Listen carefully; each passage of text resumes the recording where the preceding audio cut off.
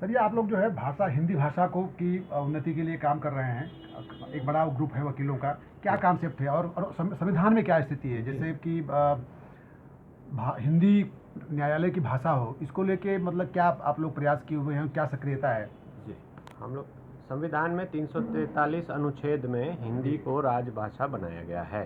जी और साथ में ये भी क्या है, कहा गया है 348 में कि उस राज्य की राजभाषा को राज्यपाल महोदय महामहिम राष्ट्रपति की अनुमति से हाई कोर्ट की भाषा बना सकते हैं। ऐसा 4 राज्यों ने, उत्तर प्रदेश, मध्य प्रदेश, बिहार और राजस्थान ने किया भी है। वहाँ हिंदी में हाई कोर्ट में कार्रवाई होती है।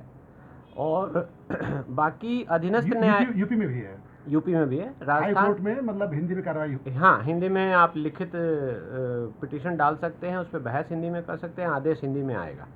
लेकिन दिल्ली में नहीं है। दिल्ली में ऐसा नहीं, इन 4 राज्यों के अलावा कहीं नहीं है। विडंबना ये है कि उत्तर प्रदेश से बट के बना उत्तराखंड वहाँ नहीं है, जी और मध्य प्रदेश से कट के बना छत्तीसगढ़ वहाँ नहीं है।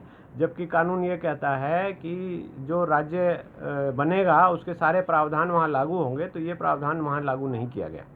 जी जी और अधीनस्थ न्यायालयों के लिए ये प्रावधान है कि उस राज्य की राजभाषा जी अधीनस्थ न्यायालयों में 272 सीआरपीसी के तहत वहाँ की भाषा होगी, और 137 सीपीसी के तहत साक्ष्य उनके लिखे जाएंगे उस राज्य की राजभाषा। इसका मतलब ये हुआ कि गुजरात राज्य में गुजराती में, महाराष्ट्र में मराठी में, बंगाल में बंगाली निचली में, अदालतों में। निचली अधीनस्थ न्यायालय, हाईकोर्ट के नीचे जितनी अधीनस्थ न्यायालय हैं, हाँ इसका मतलब ये होता है कि जिनकी अपीलें हाईकोर्ट में लगती है, चाहे हाँ वो हाँ दीवानी हो, फौजदारी हो, या राजस्व हो, या कोई और अदालत हो, जी जिनकी अपीलें हाईकोर्ट में लगती हैं, वो सब अधीनस्थ न्यायालय में आते हैं। जी। तो मतलब दिल्ली में जो अधीनस्थ न्यायालय हैं, जी उनमें तो हिंदी में काम होता नहीं है। नहीं होता है, और विडंबना ये है कि इसके लिए यहाँ कोई एक संविधान में कोई प्रावधान है? इसके लिए प्रावधान बहुत अच्छा है। 137 और 272 में किस सन का ये कानून है?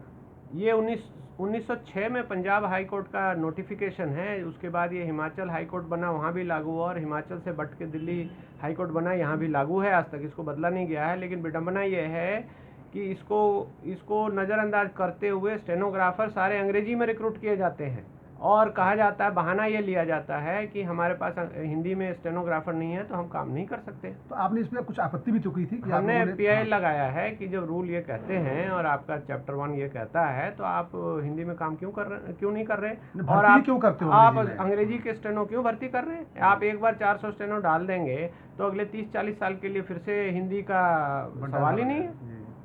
ये एक साजिश के तहत क्या किया इसमें जाता है। कोर्ट का क्या कहना था? कोर्ट इस पे थोड़ा डर के चल रही है, क्योंकि जज साहब को खुद ही असुविधा महसूस होती है कि अंग्रेजी हो जाएगा तो मेरा क्या होगा। ऐसा कुछ नहीं है। अच्छा। कोर्ट को आगे आना चाहिए। हमें संविधान के पालन देखना चाहिए कि संविधान का पालन हो।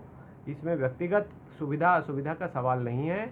जितनी भी अखिल भारतीय सर्विसेज हैं, all India services, IAS, IPS, IFS, उसमें किसी क्षेत्र का कोई आदमी हो, जिस राज्य का कैडर मिलता है, वहाँ की भाषा उसको 2 साल के अंदर लिखित पढ़त दोनों सीखना पड़ता है, और वो पास करते हैं और लिखते पढ़ते हैं। जब वो कर सकते हैं तो न्यायाधीश महोदय क्यों नहीं कर सकते? बिल्कुल।